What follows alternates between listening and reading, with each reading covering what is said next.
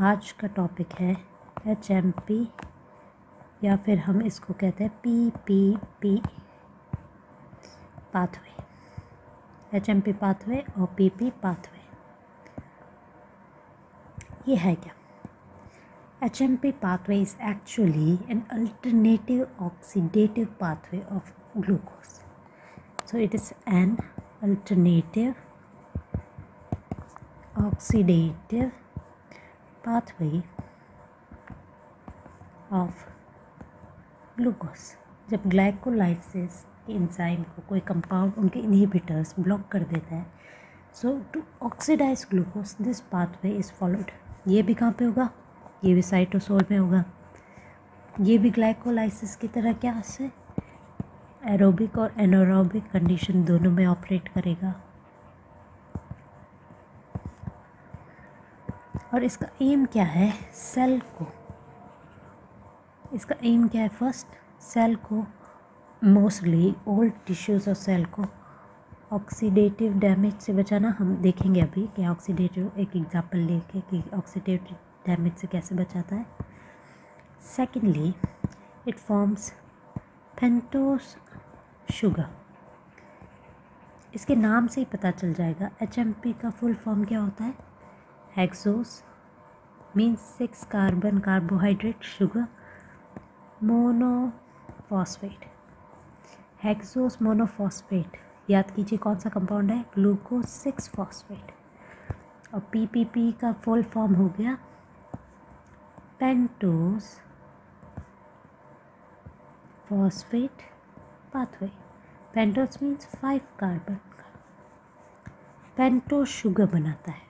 Pentose sugar आपको पता है कहाँ पे काम आती है? जैसे ribose sugar, ribose 5 phosphate sugar कहाँ पे काम आती है? न्यूक्लियोटाइड बनाने के काम में। फिर राइब्यूलोस 5 फॉस्फेट, ज़ाइलोस 5 फॉस्फेट, ये क्या है? ये सेल वॉल के क्या कंपोनेंट्स हैं। तीसरा ये बनाता है NADPH। NADPH क्या है? These are reducing equivalent of NADH। इनका क्या यूज़ होता है? ये आपके फैटी एसिड बायोसिंथेसिस में काम आता है, फैटी एसिड बनाने में काम आता है। और जो ये मैं कह रही थी सेल को ऑक्सीडेटिव डैमेज से बचाना, ये एक्चुअली NADPH ही करता है। कैसे करता है देखते हैं। RBC में जब ऑक्सीजन बढ़ जाता है तो क्या बनता है? परऑक्साइड। इस परऑक्साइड आपको ही पता है कि सेल्स के लिए कितना डेंजरस है।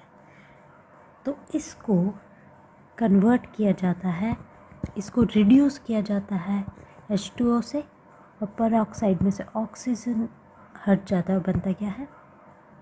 ऑक्सीजन का मॉलिक्यूल बनता है। 2 ऑक्सीजन एटम्स कंबाइन होकर क्या बनाते हैं? एक ऑक्सीजन मॉलिक्यूल। इसको बैलेंस कर देते हैं ये। इसको रिड्यूस कौन करेगा? परऑक्साइड पे कौन सा एंजाइम काम करता है? परऑक्सीडेस। कैसा परऑक्सीडेस? ग्लूटाथायोन। क्यों? क्योंकि ये यूज़ करता है hydrogen from glutathione which is presently in reduce state, means इसके ऊपर H आयन ज़्यादा है, उसमें से H आयन डोनेट किया जाता है, ऑक्सीजन को रिमूव, इसको रिड्यूस किया जाता है, मीन्स ऑक्सीजन को हटाया जाता है। इसको रिड्यूस करना है तो ये कंपाउंड क्या हो जाएगा? ऑक्सीडाइज। ग्लूटाथायोन ऑक्सीडेटिव स्टेट में आ गया।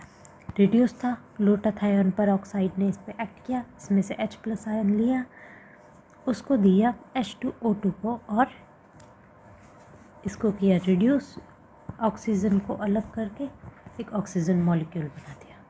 परऑक्साइड अब हो चुका है, इट इज़ रिड्यूस्ड। ये रिड्यूस हुआ है तो ये ऑक्सीडाइज हुआ है। अब अगर हमें ये स्टेप और मीन्स और पेरोक्साइड्स को कन्वर्ट करना पड़ेगा नॉन टॉक्सिक कंपाउंड में, तो इसको वापस ग्लूटाथायोन को रिड्यूस स्टेट में लाना पड़ेगा, नहीं तो सेल में ऑक्सीडेटिव डैमेज हो जाएगा।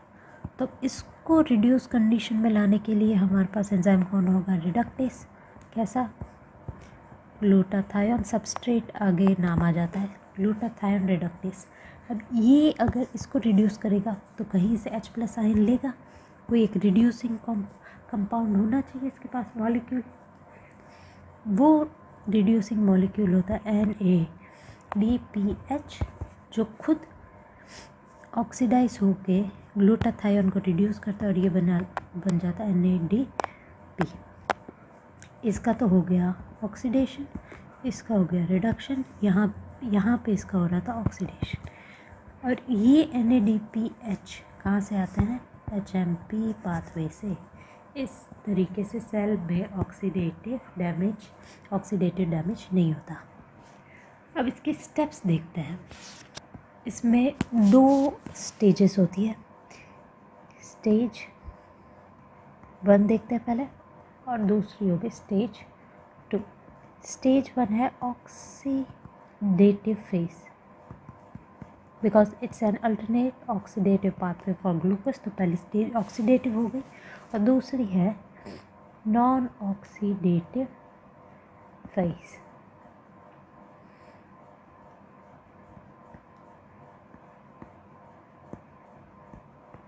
पहली हो गई ऑक्सीडेटिव, दूसरी हो गई नॉन ऑक्सीडेटिव। पहले स्टेज में ग्लूकोज 6 फॉस्फेट, ये ग्लूकोज 6 फॉस्फेट कहाँ से बना था, ग्लूकोज उसके ऊपर काइनेस ने एक्ट किया और एक ATP यूज़ हुई, ADP में कन्वर्ट हुई, काइनेस एंजाइम ने काम किया और ग्लूकोज 6 फॉस्फेट बनाया था। इस ग्लूकोज 6 फॉस्फेट को ऑक्सीडाइज किया जाता है, मीन्स H+ आयन रिमूव होगा इसमें से, तो NADP कन्वर्ट होता है NADPH में। एंजाइम कौन सा काम करेगा, डिहाइड्रोजिनेज, क्योंकि हाइड्रोजन रिमूव हो रहा है, और सबस्ट्रेट क्या है, ग्लूकोज 6 फॉस्फेट डिहाइड्रोजिनेज। बनता क्या है, 6 फॉस्फो ग्लूको डेल्टा लैक्टोन, याद रखना लैक्टोन बनता है। This is a committed step. इसके इनिबिटर कौन होगा, अगर NADPH पहले ही ज़्यादा प्रेजेंट होगा तो ये स्टेप करने की नीड पड़ी क्या हमें, नहीं। और इसके एक्टिवेटर कौन होगा, NADP। मीन्स अगर सेल में NADPH कम है, मीन्स सेल को बचाने के लिए जो कंपाउंड चाहिए, जो रिड्यूसिंग कंपाउंड चाहिए, वो पहले से ही पड़ा है, तो हमें ये HMP पाथवे करने की नीड ही नहीं है। और अगर वो डेफिशिएंट है तो ये पाथवे एक्टिवेट हो जाता है, means this is activator, this is inhibitor. फिर इसको 6 फॉस्फोग्लूको डेल्टा लैक्टोन में H2O डाला जाता है, और एक एल्डिहाइड, ग्लूकोज कैसा है, एक एल्डिहाइड है। एल्डिहाइड ऑक्सीडाइज होके क्या बनेगा, एसिड। तो क्या बनेगा, 6 फॉस्फोग्लूकोनेट।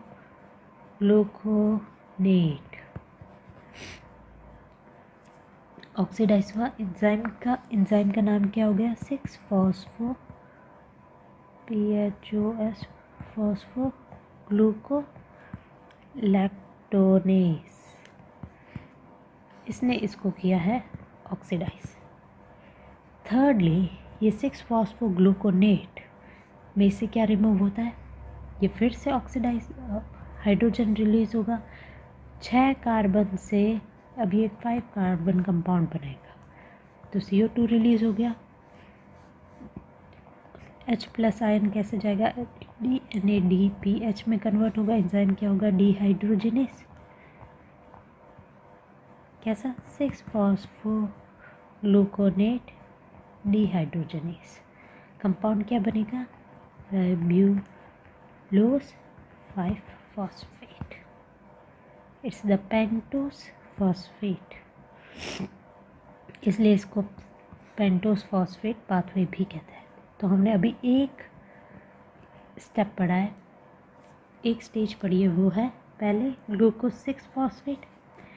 पहले स्टेज में तो हर एक जगह ऑक्सीडेशन ही हो रहा है, एक में H+ आयन निकल रहा है, लेके कौन जाएगा NADP, कन्वर्ट होगा NADPH में, हाइड्रोजन रिमूव कर रहा है तो डिहाइड्रोजनेस काम आता है, सबस्ट्रेट का नाम क्या हो गया ग्लूकोज 6 फॉस्फेट, कन्वर्ट हो गया 6 फॉस्फो ग्लूको डेल्टा लैक्टोन, इसको ऑक्सीडाइज किया जाता है।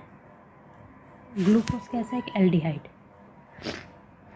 ग्लूकोज क्या है एल्डिहाइड, ऑक्सीडाइज होके क्या बनेगा एसिड, तो 6 फॉस्फो ग्लूकोनेट। एंजाइम कौन सा था, 6 फॉस्फो ग्लूको लैक्टोनेस,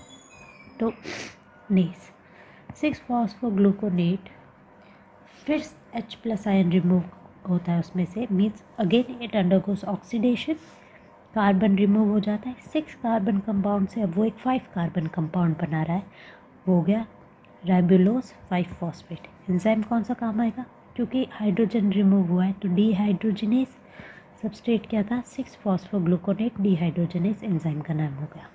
अब हम पढ़ेंगे स्टेज 2। स्टेज 1 का एंड प्रोडक्ट हमने देखा था, एक 5 कार्बन कंपाउंड बन गया था, वो था राइबोलोज 5 फॉस्फेट। नॉन ऑक्सीडेटिव स्टेज में ना ऑक्सीडेशन हो रहा है ना रिडक्शन हो रहा है, सिर्फ रीअरेंजमेंट हो रहा है। अगर राइबोलोज 5 फॉस्फेट को मैं रीअरेंज करूँ तो या तो बन सकता है राइबोस 5 फॉस्फेट, ये भी 5 कार्बन कंपाउंड है। एंजाइम कौन सा काम करेगा, आइसोमेरेज, राइबोलोज 5 आइसोमेरेज काम करेगा, तो ये बन जाएगा राइबोस 5 फॉस्फेट, ये बनाएगा न्यूक्लियोटाइड सिंथेसिस में चला जाएगा। या तो ये बना सकता है ज़ाइलोस 5 फॉस्फेट, ज़ाइलोस राइबोलोस का एपिमर है, तो यहाँ पे काम कौन सा एंजाइम करेगा, एपिमरेज, राइबोलोस 5 एपिमरेज, ये ज़ाइलोस 5 फॉस्फेट में बन जाएगा, ये सेल वॉल बनाने का काम है। अगर